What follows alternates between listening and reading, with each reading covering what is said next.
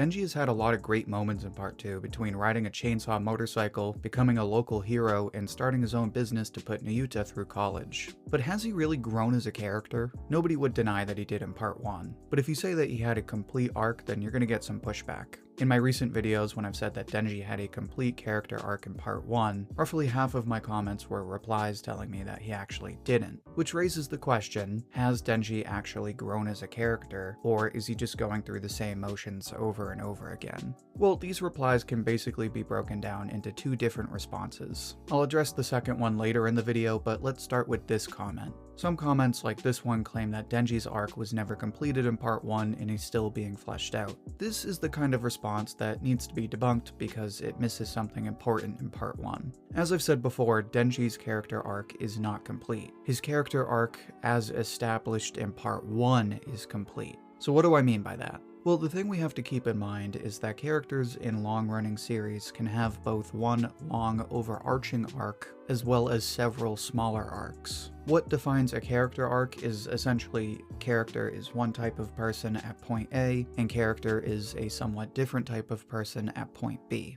What that change is defines the character arc. But that's basically how you, as the reader, go about deciding where an arc starts and ends. Naturally, that means we need to compare how Denji starts out in Part 1 to what he's like by the end of Part 1. So, how was Denji set up in Part 1? Well, you as the reader have the power to decide this for yourself. But there's at least one thing that should stand out to everyone: his dream. Spelled out very clearly, Denji tells Pochita that he wants to live a normal life. Now, of course, his definition of a normal life might not fit your definition. In fact, the whole story explores this idea of the normal life and what it really means. But we'll get to that in just a minute. Okay, so Denji tells Pochita he wants to live a normal life. To him, that means eating good food and having a girlfriend he can spend time with. So then Pochita sacrifices himself and makes a contract whereby Denji is obligated to live out this dream. And this is how he is set up. What type of character is Denji in Chapter 1? He's a character that can be interpreted in many ways, but is ultimately defined by this dream of a so-called normal life. And we see this as Denji is thrown into society, meets other people with other dreams, and his idea of normal grows as he does. For example, when Himeno dies and Denji feels nothing, he's forced to question whether he's normal. And of course, there are moments where Denji very transparently expresses a hope for relationships with other characters. But we know from Chapter 1 that he associates having a girlfriend with the normal life. So when he does this kind of thing, it's not that his dream fundamentally changes, he's just pursuing the same dream to different lengths. But this dream comes full circle when Denji is with Kobeni and Kishibe. As he's feeling sorry for himself, Denji admits that even though he wants a normal life, he can never seem to avoid being controlled by someone else. Kobeni responds by saying that this is only natural, because there's no such thing as a normal life free of trouble. We've all got debts to pay, jobs to work, and bosses we answer to. And this is where Denji has a paradigm change. He suddenly realizes that the normal life he wanted wasn't the life he wanted.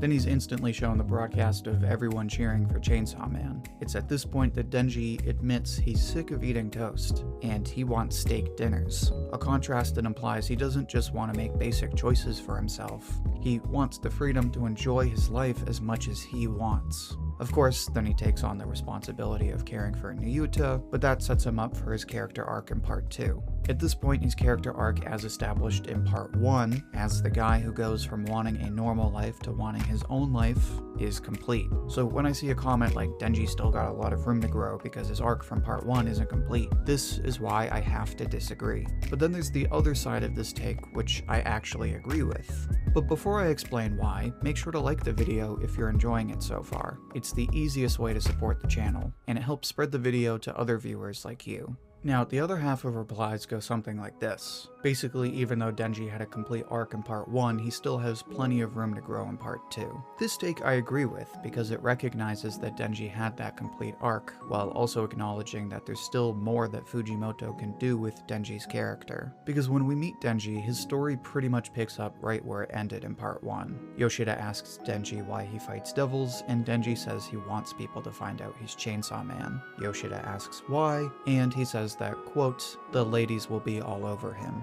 At first, he seems to line up perfectly with what he said in Part 1, that he doesn't just want one girlfriend, but he wants to meet a bunch of different girls. So from here, you could say that the starting point of Denji's character arc in part 2 is something like, okay, he's the kind of person who does what he wants, and part of that is chasing girls. Now, where I have to distinguish myself from others is the extent to which Denji can grow as a character. There's often this confusion when it comes to long-running series, where a character will have a complete arc, and then when they're taken out of the story, people get all pissed off because they still had all these things they could have done in the story.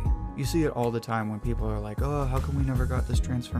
Or, oh, how come we never got this fight? Or, oh, how come we never got this backstory? It happens all the time in One Piece. People will call Oda God in one sentence, and then in the next be like, Oda fumbled such and such character, had so much potential. So there's often this confusion of a character actually being fleshed out and a character's involvement in the plot, which is kind of what I see in Chainsaw Man. Because when I say that Denji had a complete character arc in part 1, sometimes people are like, dude, what are you talking about? He still has so much to do. Or, dude, he still has to go save power. It's like, that's not character growth. That's just stuff he can do. When we're talking about the capacity Denji has for character growth, we have to look at what his traits and beliefs were before and how they've been fleshed out. When you look at that in part 1, you see that Denji has already been pretty fully explored. We know his backstory, how his family died and how that traumatized him. We know how that structured his beliefs and set him on this path to want a normal life. We've seen him socialize and learn to relate to other people and make friends. We've seen him wrestle with his own humanity. We've seen him deal with loss and watched him come back from that. And of course, we've seen him define his own meaning in life by pursuing what he wants and learning to make his own choices.